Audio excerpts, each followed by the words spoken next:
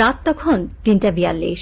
কাশ্মীর সীমান্তের আকাশে হঠাৎই কেঁপে ওঠে একটি রাডার। মুহূর্তেই স্ক্রিনে দেখা যায় একটি রাফাল জেট নিখোঁজ। কমান্ড সেন্টারের প্রধান অফিসার চিৎকার করে ওঠেন, পশ্চিম থেকে একটা পিং আসছে, ওটা কি থান্ডার? ততক্ষণে অনেক দেরি। ভারতের $288 মিলিয়ন যুদ্ধবিমান রাফাল ছাই হয়ে গেছে পাকিস্তানের স্কোয়াড্রন লিডার আয়েশা ফারুকের J-10C এর নিশানায়। যেন নিখুঁত কোরিওগ্রাফির মতো সংঘটিত হল ঘটনাটি। কেউ বুঝতেই পারল না আকাশের কোন দিক থেকে ছুটে এলো সেই ক্ষণিকের আগুন, যে আগুনে গলে গেল ভারতের গর্ব রাফাল। পাঞ্জাবের বহলপুর জেলার মেয়ে আয়েশা যেন একা হাতে যুদ্ধের ভার কাঁধে তুলে নিয়েছেন। যুদ্ধের আকাশে আজ তারই রাজত্ব।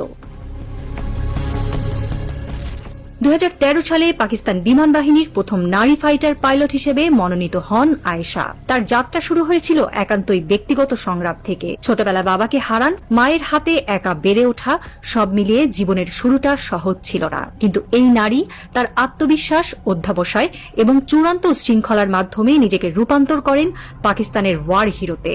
J-10C, যা চীনের সহায়তায় নির্মিত হয়েছে, তার হাতে পড়ে যেন এক একটি রণযন্ত্রের চেয়ে বেশি কিছু হয়ে ওঠে। এটি পাকিস্তানের বিমান বাহিনীর অন্যতম ভরসার নাম। গোলাবারুদের দিক থেকে কিছুটা পিছিয়ে থাকলেও ক্ষেপণাস্ত্র প্রযুক্তি এবং ইলেকট্রনিক ওয়ারফেয়ারে পাকিস্তানের অগ্রগতি আজ ভারতের মাথা ব্যথার কারণ। বিশেষ করে চীনা PL-15 ক্ষেপণাস্ত্র ব্যবস্থা আয়েশাকে দিয়েছে দূরপাল্লার ঝোড়ো আঘাতের ক্ষমতা।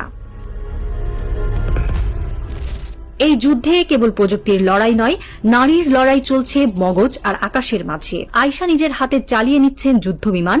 সে সরাসরি আকাশে লড়ছে, কিন্তু সে শুধু শত্রু ধ্বংস করছে না, সে ধ্বংস করছে পুরুষতান্ত্রিক মনস্তত্ত্ব।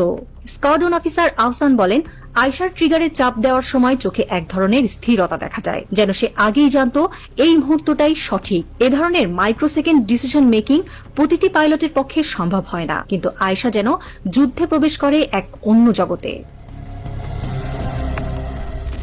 পাকিস্তানের রাওয়ালপিন্ডিতে অবস্থিত এয়ারবেস থেকে উড্ডয়নের আগে আয়েশা দীর্ঘ সময় কাটান একান্তে। তার রুটিনে থাকে শ্বাস প্রশ্বাস নিয়ন্ত্রণের চর্চা, বিমান প্রযুক্তির ডায়াগ্রাম স্টাডি এবং স্যাটেলাইট তথ্য পর্যালোচনা। এমনকি যুদ্ধ শুরুর ঘণ্টাখানেক আগে সে নীরবে নিজের মা ও বোনের ছবি একবার দেখে নেন, তারপর ট্যাক্সি রানে উঠে পড়েন। যুদ্ধের দিন ভোরবেলা 4:17 আয়েশা তার প্রথম মিশনে উড়াল দেন। তার নিশানা ছিল ভারতীয় বিমান বাহিনীর ফ্ল্যাঙ্কার এক্সড্রনের রাফাল ইউনিট। গন্তব্য চিহ্নিত করার পর মাত্র 27 সেকেন্ডে আক্রমণ, 8.7 সেকেন্ডের ধ্বংস এবং 4 সেকেন্ডের নিখোঁজ।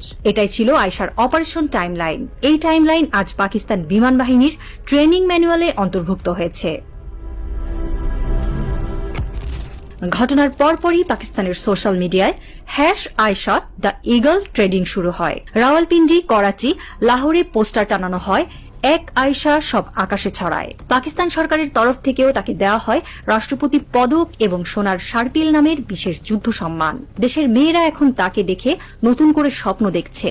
মিলিটারি একাডেমিতে নারী আবেদনকারীর সংখ্যা কয়েকদিনে বেড়েছে দ্বিগুণ, যেন এক নতুন বিপ্লবের শুরু। অচিরেই হয়তো পাঠ্য বইতে অন্তর্ভুক্ত করা হবে তার জীবন কাহিনী। ইউনিভার্সিটিগুলোতে শুরু হবে আয়েশা লেকচার সিরিজ। রাত 2:57। আয়েশা ফিরে এসেছেন তার হ্যাঙ্গারে।